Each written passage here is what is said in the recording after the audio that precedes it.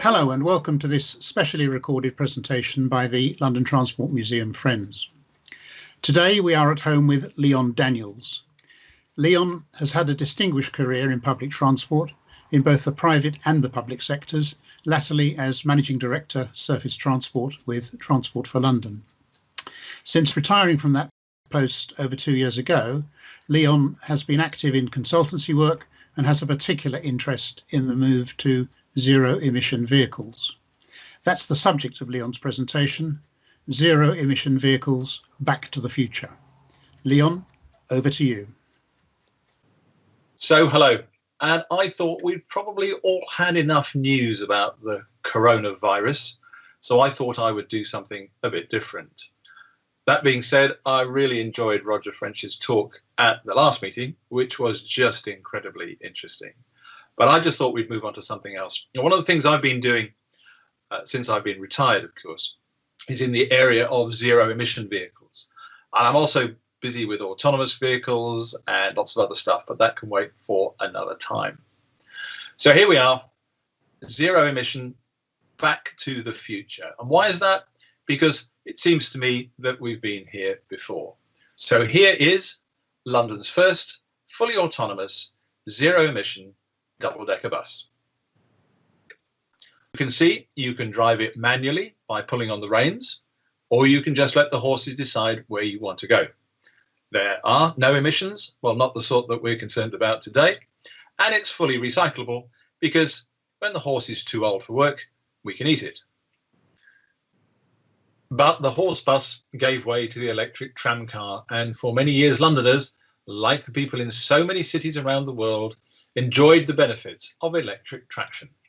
It isn't quite true to say that these were zero emission, because at the time we were burning significant amounts of coal in order to create the electricity for the trams. And that did create pollution issues of its own. But nevertheless, let's not forget that despite that, we did have cleaner air in our cities. And the main thing against the tram was the inevitable lack of flexibility, since it can only go where there are rails.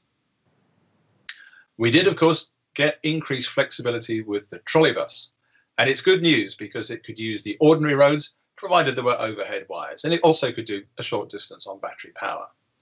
And it's interesting with everything we know today about pollution, the effect on our lungs and on our health, that our public fleet of trams and trolleybuses were pensioned off so quickly. And those last trolleybuses, well before the end of their life expectancy. But there we have it. Londoners were told that what was needed to increase flexibility. And there would be some cost savings from the maintenance and from the saving of putting up all of the overhead line equipment. It's true there was a new flexibility in the all-motor bus fleet, and the cordon beyond which the trams and trolleybuses did not go was removed, and the bus network was adjusted to suit. So I'm fascinated by this whole issue where pollution was so spectacularly ignored. And given that London Transport at the time did extraordinary scientific research, it worked really very hard to make sure we had light vehicles, that we had good fuel economy and so on.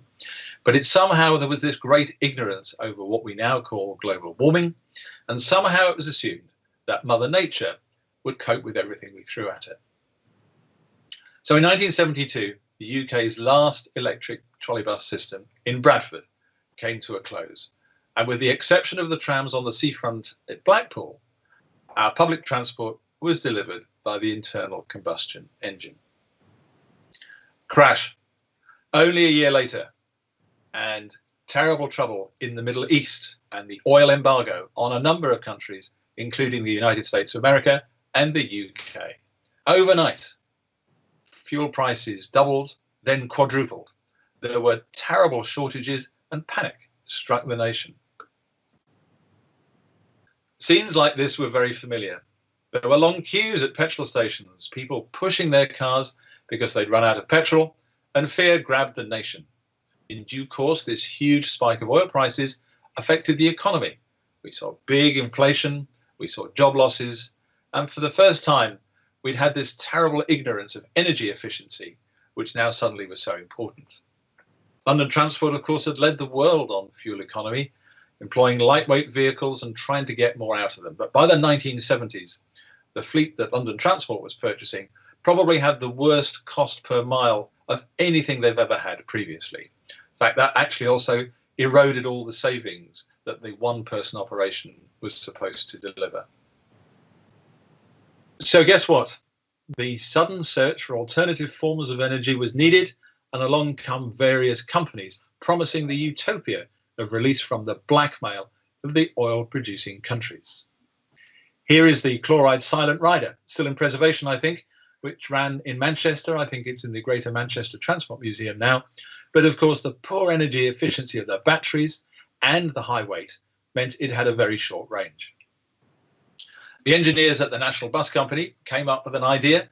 Here we are towing a trailer, a permanently coupled trailer for the batteries attached to the rear of an engine-less Leyland National bus. This work was done by Ribble, who soon realised what they'd done and dispatched it to Crossville, where they ran it on the Runcorn Express busway. The trailer was heavier than the bus. It was permanently coupled to the bus, which made it not very flexible.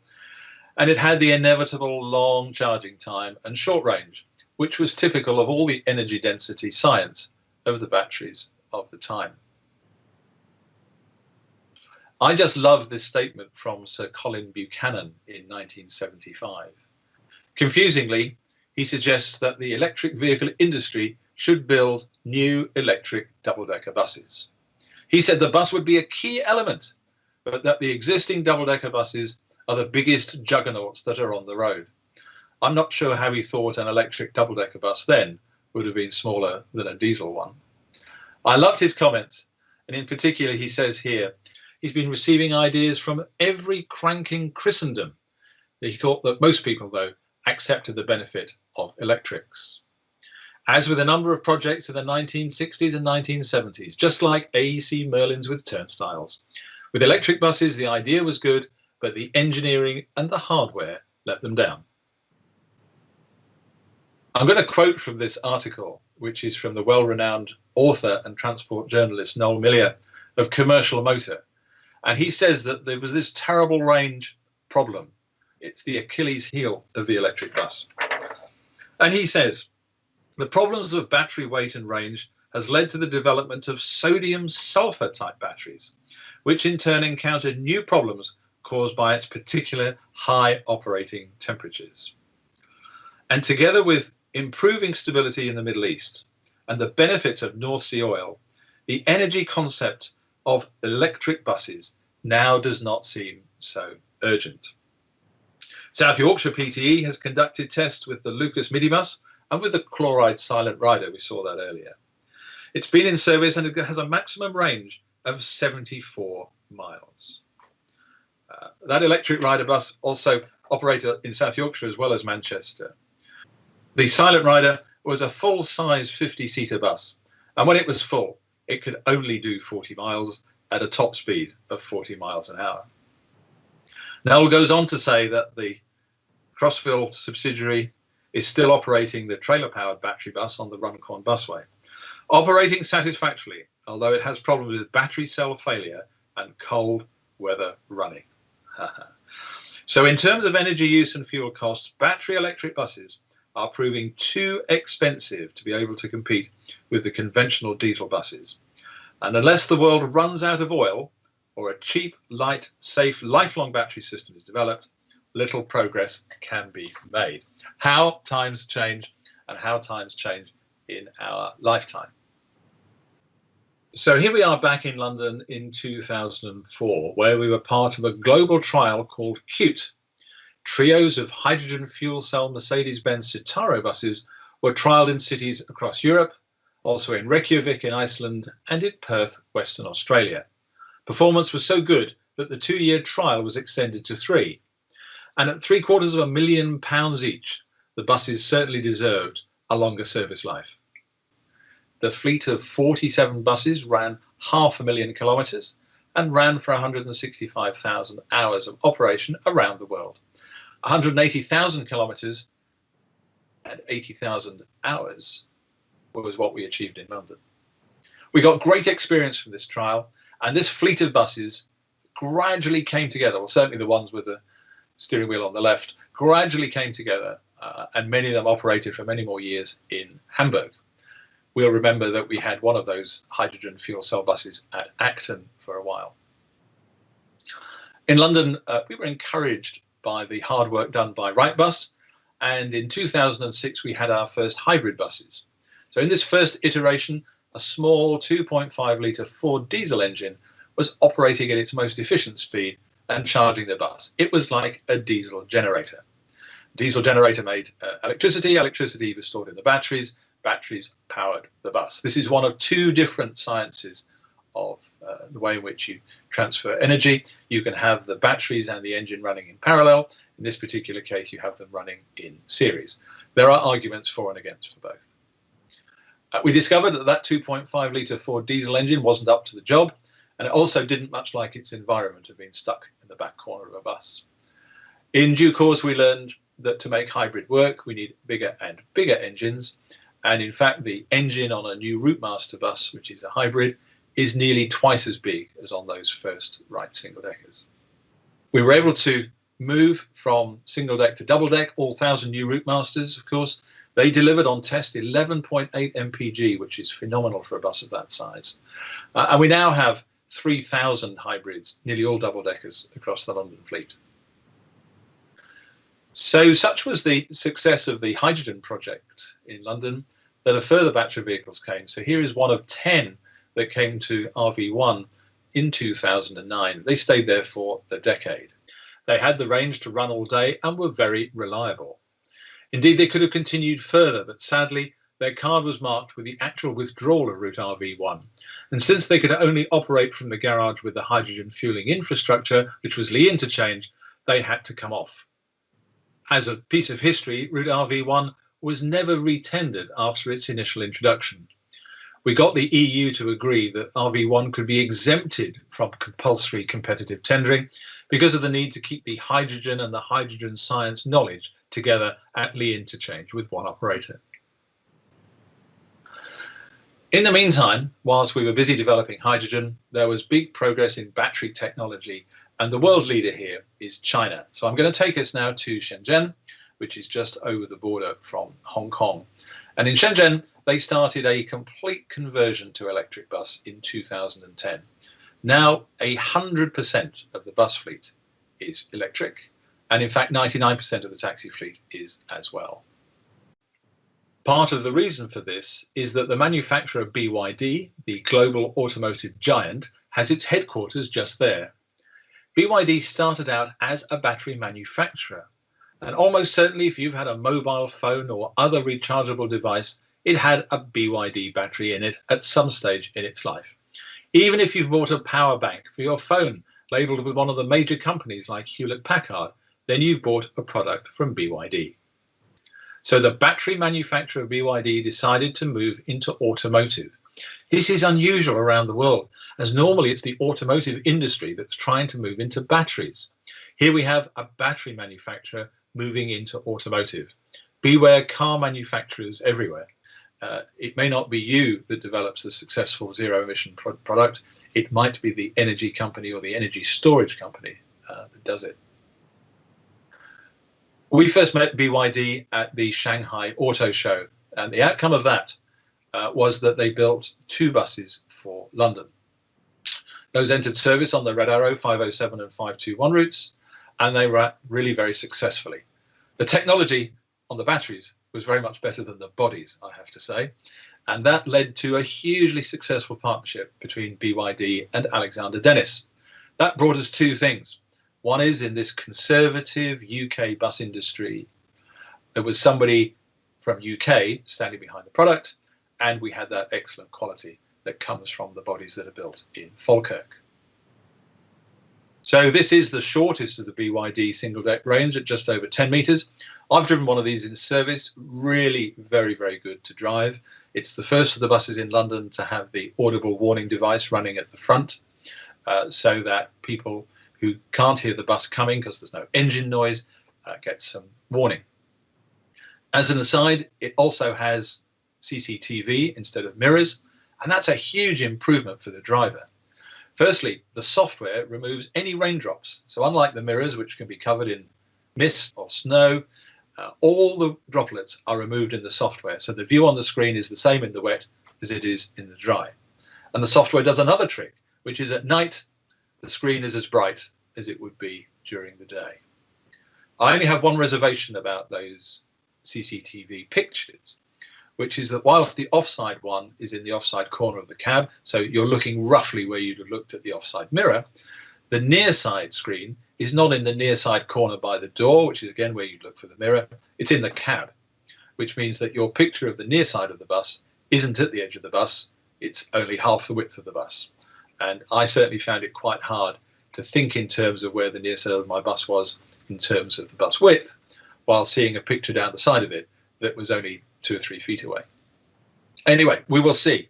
The proof of that pudding will be in the eating, and I'm assured that you get used to it. In London, we also took in a couple of Irizar full electric vehicles. They were really lovely buses, but they are frighteningly expensive. Irizar, of course, is a coach manufacturer, so all was done to a very high standard, but it was very expensive. So now also to say something about the ways of dealing with the power, because electricity is not like diesel. You don't just put the nozzle in for 3 or 4 minutes and the job is done. And secondly, diesel fuel is very easy to look after. It lives in a big tank. The tank gets topped up by a tanker. It's relatively safe. And all you've got to do is get it into the bus. And once it's in the bus, you've only got to squirt roughly the right amount of it to get combustion, and away you go. But there is a bit of science with fuel. People have different ways of buying their fuel. Some people have fuel hedging. Some people buy it on the spot market. But with electricity, we didn't have any experience with this. So what's happening here at Stagecoach in Guildford is that they've contracted an external organisation called Zenobē to be their energy supply specialist. So Stagecoach in Guildford is on an industrial estate. The grid can only give it about 190,000 kilowatt hours, and the bus fleet needs 250,000. So on board at Stagecoach at Guildford is this huge stack of batteries from Tesla. And what Zenobē does with its deal with the national grid suppliers is that during the day, when things are relatively cheap, it takes electricity from the grid.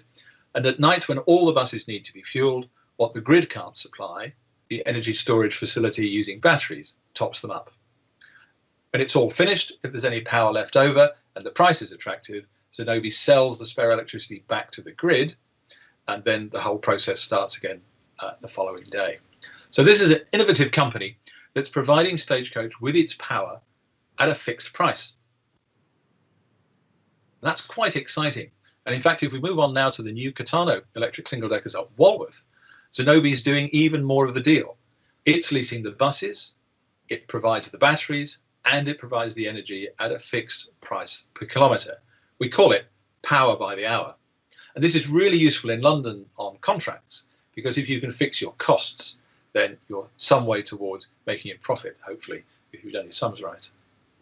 So in both of these cases, Zenobē's installation at Guildford and also at Walworth and the other sites which they are bringing on stream, when the batteries have had their useful life in the bus, the batteries themselves will become part of the static storage capacity, either at this depot or at some other depot. So Zenobē is providing new batteries for the buses and repurposing the old batteries for continued energy storage. This is the sort of expertise that we didn't have. We are increasingly buying that in and fixing our costs at the same time. So BYD built us some double-decker buses on full electric. And here I am at the Pingshan factory with the first one. Because of the weight, it only had 56 seats upstairs. So there was some generous business class seating on the upper deck. In fact, you could stand between the seats even if people were sat in them. It was a really good comfort experience for sure. It still needed a derogation from the 18-ton weight limit, which the Department for Transport gladly gave us. And when I drove this bus on Route 98, it was beautiful to drive. A significant amount of regenerative braking on the throttle pedal, which meant that you could lift your foot off the throttle and almost bring the bus to a halt without touching the brakes. You did just have to touch the brakes at the end to bring it to a halt. You also had to remember which pedal you were using. There's something slightly odd about feeling the bus brake whilst you've got your foot on the throttle pedal, because normally you associate the throttle pedal with accelerating and the brake pedal with stopping. And again, now we have, with the benefit of the collaboration with Alexander Dennis, a much more stylish product. And with the consequent gains in energy efficiency and weight saving, as well as increases in energy density on batteries, we now have a bus with a more typical capacity, with normal seat spacing, and still a good range on our vehicles. And they're appearing now all over London, as you know. So we go now, if I might, to just a bit of a summary in terms of some of the areas that we've covered. Firstly, to say that there are over 400 electric buses in London and some 20 hydrogen double-deckers on their way. My guess is that when the London bus fleet is done in the 2030s, it'll be about 70% electric and about 30% hydrogen. Hydrogen is slow to arrive, and there's therefore a race about, you would only have one type of energy installation in your garage. They're big enough as it is. So once you've got an electric facility in your depot, you're very unlikely to add hydrogen to it.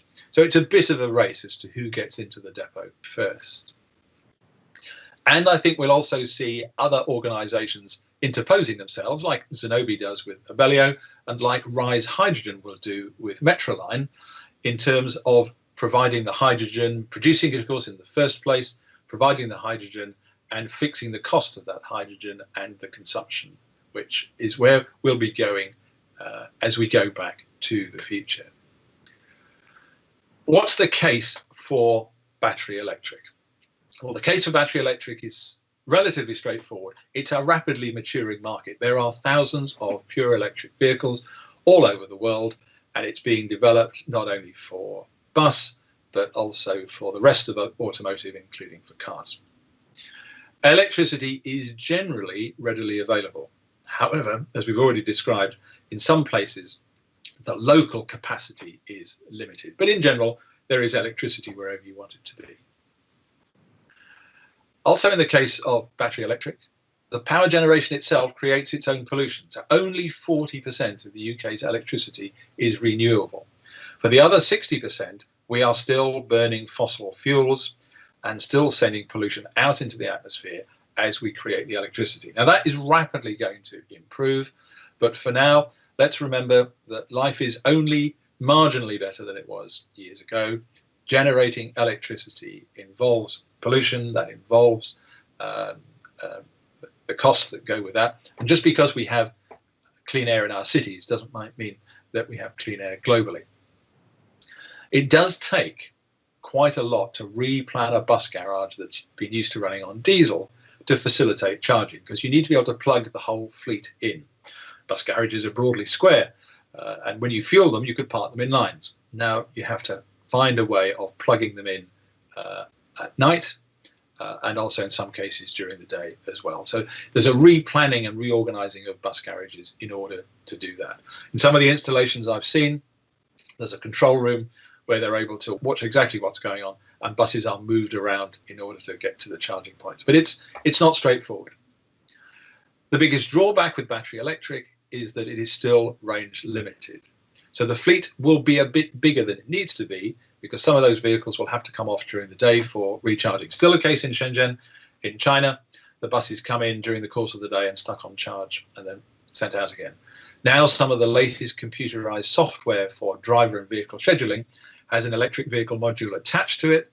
So our friends at Optibus, for example, will give you the most efficient schedule for the drivers, for the vehicles, and for the charging. Let's not forget that making batteries consumes precious metals. And the people who are against battery remind us that you need a couple of precious metals for batteries, including cobalt, which you have to mine in really awkward places like the People's Republic of Congo, put it on a ship that's running on the worst sort of old diesel, ship it halfway around the world to China, where they've been digging lithium out of the ground in Tibet in order to make their batteries, in order to put them back into a vehicle and on a ship that then travels back across the world again. And in fact, we got some bad press when we were doing our hydrogen buses, coincidentally, because those buses were moved from the East Coast to the West Coast of America by ship in order to have various work done on them. And it was pointed out how much diesel pollution there was in making of a hydrogen bus. Finally, let's not forget on an electric bus that unless you're lucky to be in somewhere like the UK, which is temperate, You need a lot of power if it's very cold to make heating, and you need a lot of power for air conditioning if it's very hot. So places like Hong Kong, that is desperately hot and has got some huge gradients, are not obviously suitable for battery electric. Converting electricity to heat is one of the least efficient things you can do. So sometimes there's a cheat where a pure electric bus has a small diesel generator fitted to it so that that can create the heat. And the case for hydrogen. Well, the big drawback with hydrogen is it's not yet mature. And although we had it in London before electric in 2004, it's still not a mature market. There's still not enough volume. It's still therefore very expensive. And of course, there's no obvious supply of hydrogen like there is electricity into industrial premises. It's got to be provided. So the hydrogen buses we ran from Lee Interchange on route RV1 got their hydrogen from a tanker. That tanker brought the hydrogen each week from Rotterdam. So the setting up of a hydrogen supply line is still to be fully developed, and hydrogen is not readily available at every location. Actually, you can't just grab hydrogen out the atmosphere. You have to go through a process called reforming, and to reform hydrogen you need electricity. So everything I said before about lack of renewable sources and creating pollution as you make electricity in order to split the hydrogen atoms off is the same here. The advantage with hydrogen is that you can, as Rise Hydrogen is doing, set up wind farms in the UK. It could also be done with solar in other places, where you would generate your own clean renewable electricity, which would in turn reform the hydrogen, which would in turn then allow you to have clean hydrogen, green hydrogen, delivered to bus depots. An advantage of hydrogen is that you fuel it like diesel. It takes slightly longer, but you put the nozzle in, leave it on, and then the bus is fueled. So that's much better than doing it with electric charging overnight. The range for a hydrogen bus is comparable with a diesel bus. The fuel cell requires less precious metals than the batteries that we talked about with electric, and all the auxiliaries that you need, including the heating and air conditioning, are easily accommodated inside the power capacity of a hydrogen fuel cell vehicle. So the current situation then for the future is we've got ourselves into a bit of a fix, because a Euro 6 diesel engine in terms of pollution is miraculous. In fact, some of the pollutants that a Euro 6 engine puts out from the tailpipe is less than the ambient air that it's sucking in at the front end to make the combustion work in the first place. I'm not quite saying that leaving your Euro 6 bus ticking over all day on the Euston Road is cleaning up London's air, but in one or two cases, actually the particulates are lower than the local air quality. But the politicians have got something simple into their minds: diesel bad, electric good. And it's impossible to have a conversation with any politician now that suggests that a Euro 6 diesel engine is a solution. Politics is politics. Life is brought down to very simple things, and the Euro 6 diesel engine, miraculous though it is, has got a limited life future. The other thing, of course, with the politics is it is an obvious vote winner. And we have multiple general elections and multiple mayoral elections across the country, including in London, between now and 2040. And I'm pretty sure that each politician will try and raise the stakes on the run to complete zero emission by trying to bring forward the deadlines. So there are 39,000 buses in the UK bus fleet. Post-coronavirus, they're gone, I've mentioned it, post-coronavirus, that fleet is likely to be smaller. But even so, even on a smaller fleet of, say, 32 or 33,000, we'll still have to be doing 2,000 vehicles a year from pretty well straight away in order to get to a completely zero emission fleet before 2040. We do need to sort out the supply of electricity to depots, and we do need to make more progress on getting green electricity, renewable electricity, rather than just what's currently delivered from the grid. And the same applies for hydrogen. We do need to get green hydrogen, and we do need to find a way of making it, collecting it, delivering it, and having it available using the infrastructure that it needs. And let's also not forget that everything we're doing in this area is not unconnected with the rest of the industry. So this is not just about buses or buses in London. It's about automotive, it's about buildings and premises, and it's about industry. As a possibility, there's every sign that the UK could become an expert in a hydrogen economy. The Chinese are already the experts in a battery electric economy, but there are signs for the UK and also one or two other places in Europe, including Germany, where we could become the world leaders in hydrogen technology. And that would have great benefits in terms of volume, because not only could we be selling the hydrogen, but we could be selling the expertise that goes with it, in the same way that Scotland and Aberdeen became one of the world leaders in oil exploration technology, even after we'd finished taking the oil out of the North Sea. And hydrogen or electricity would be very useful in terms of the other great polluter of the country, which is buildings. So transport is about half of it, but don't forget there is always the other half. So we need to make lots of progress on this. We can't allow the current situation to cause us to hold off. Frankly, people are still dying and suffering as a result of the pollution. We all saw, didn't we, in the early weeks of the lockdown, just how clean the air can be if we haven't got streets full of vehicles pushing out lots and lots of pollution. And if we don't, I'm afraid we will be back to the horse. And I don't want to go back to that future. And I hope that we can go forward with the latest science of electricity and hydrogen. Thanks very much indeed for joining me in this little walk through our zero emission Back to the Future. I very much enjoyed it, and I look forward to talking to you all again soon. Thank you, Leon. Excellent presentation, very informative, topical, succinct, and great that you put the issue of zero emissions into that historical context. I'm sorry we can't take questions and answers, but anybody watching this on YouTube can leave a comment, and please feel free to do so. Can I ask everyone viewing this to support the museum's appeal to secure its future after its recent dramatic loss of revenue during closure? Go to the museum website, www.ltmuseum.co.uk/support-us. Thank you very much for watching.